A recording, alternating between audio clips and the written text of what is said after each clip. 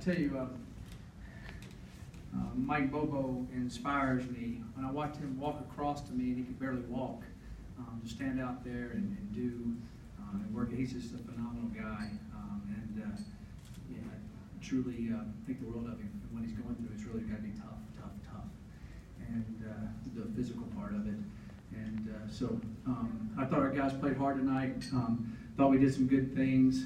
We kind of screwed up a few things there at the end of the first half, which could have come back to haunt us because last week they were so hot in the second half. I was a little nervous because we should have really had at least 10 more points on the board there, which would have given us a little bit more buffer. But I was excited about the way the guys played, and we've got to be back on the drawing board and look at some different things that we've got to improve. But we can't have 2 turnovers down in scoring area. That's not good for us. So I'll take any questions at this time. Mike, so much was made this offseason of Steven and his progression. Could you talk about his performance, just how the command he had of the offense? Yeah, he had a really good mechanic. He's seeing everything better. You know, I was thinking about it coming into this game. He had 15 starts, and that's kind of when you start really honestly clicking. You know, you wish, you know, he's had some games where he really clicked, but I think now he'll be able to understand and consistently knows how to work, consistently knows what to look for, consistently knows how to watch film. He's able to this year, he wasn't able to do last year because it was so much. He's able to change protections. He's able to know where the free guys come in. All of that is critical factors in being able to consistently play well.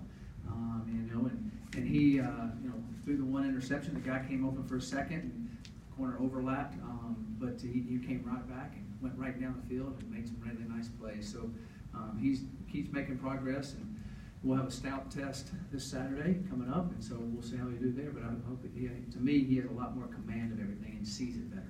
Your thoughts on just wanting to get this season started? Last year, maybe a little bit of a step back from 2 years ago, and I know what a competitor you are.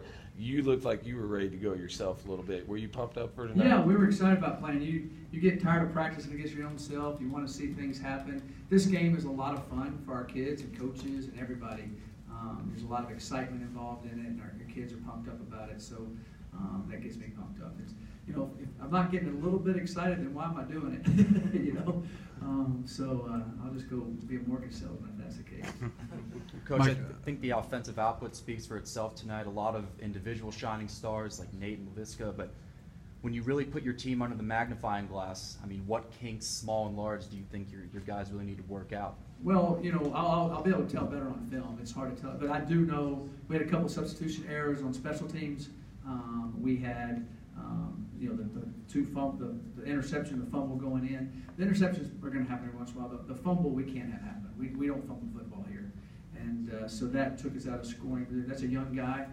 He came right over and said, you know, sorry, and I think those are some things. And then I'll have to look at the film and really dissect it. But to me, those were 2 critical errors. And then roughing the kicker there, you know, that was a 10-point swing really. And then that could have made a big difference. It gave them a lot of energy going in at halftime, and so that's something we can't do. Mike Landman gets his first start out there tonight. Yeah. What did you see from Nate? I saw Nate flying around, made a pick, making plays. I see the Nate Landman that I see every day in practice. He's just a football player that you know, arrives in an angry mood and makes plays. And he's gotten bigger and stronger. He can dissect plays really well. He's an excellent football player. Mike, obviously just one game, but you guys didn't have a lot of performances like this last year. How big is it to start like this and just kind of get some momentum going? I think it's always big to start. You know, the kids get more confidence. You know, the good thing is, you know, when we go coach on Monday and correct them on everything, they'll listen a little better. You can coach them more. They won't be as down, so they'll have resiliency. So I'm excited about what they did today, but we still got a long way to go. Defense looked great, and like they almost had a newfound sense of confidence from a year ago. How do you keep that going? Just keep playing hard, keep pushing, keep going. You know, they had some excellent receivers. I mean, we'll play a lot of great receivers this year, but I mean, those 2 guys, 81 and 11, are excellent players. I mean,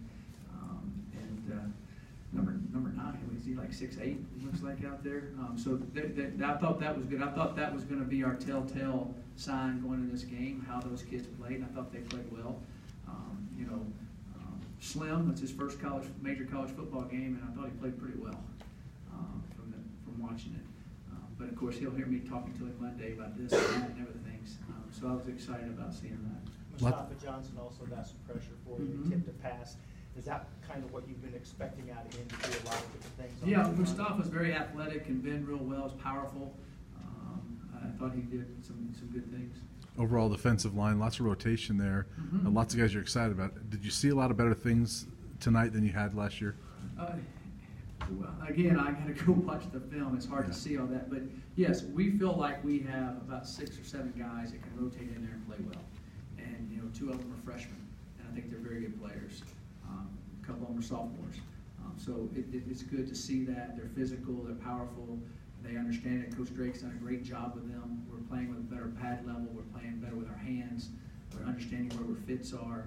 We changed up a few things up front that I believe will help us as the year goes along, and some scheme things that we after watching last year. So I feel good about that. We're going to play a lot of good running football teams as we go, so we're going to have to play well there. Pardon me for not knowing this, but have you played or coached at Lincoln before? I have. Can we wait till another day? Thanks, Martin. That's why I'm here. I have been to Lincoln before when I was coaching at Ole Miss.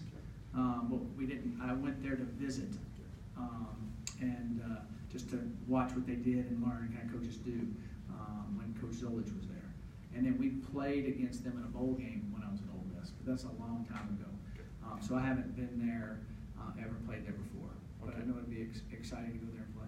Let me ask you about something tonight then. Player of big athletic talent like Steven Yes. often leans on that athletic talent, and maybe the smaller things slide, like getting in shape or knowing all the calls. What kind of challenge has that been for him, and how has he met that challenge? He has met it head on.